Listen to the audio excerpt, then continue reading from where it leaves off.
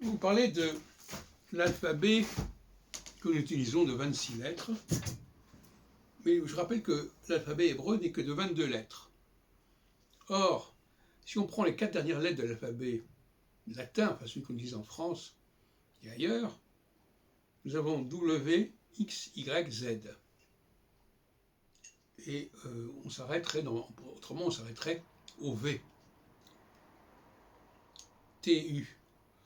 Et je rappelle que le T est la dernière lettre de l'alphabet hébraïque. Le Tav, Sav. Donc, il y a une sorte d'appendice à notre alphabet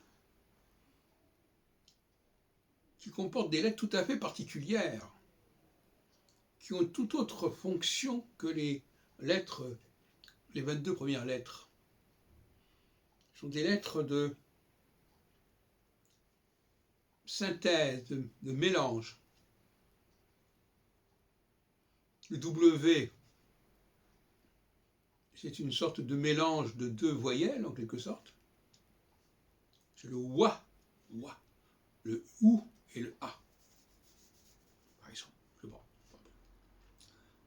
le Z, comme son nom l'indique, il y a deux consonnes, Z et Da et Det, et le D. Et normalement, ça devrait se prononcer ts, qu'on retrouve d'ailleurs en hébreu, le tsadé. Le X, ça se prononce ks, donc ce sont deux consonnes. Et puis le Y, qui est, comme le W, quelque chose de l'ordre de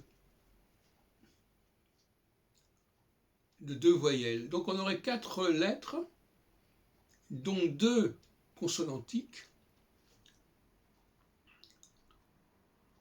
le X et le Z, et 2 vocaliques, le W et le Y, qu'on aurait ajouté pour des raisons que nous comprenons assez bien, puisque pour moi le français est une langue qui a envie de combiner les lettres entre elles, qui combine les consonnes entre elles, qui combine les voyelles entre elles. On l'a vu avec le 1, avec le an, avec le on, etc. Donc voilà 4 lettres qui correspondent à une autre philosophie de la langue, dont nous sommes les héritiers en France.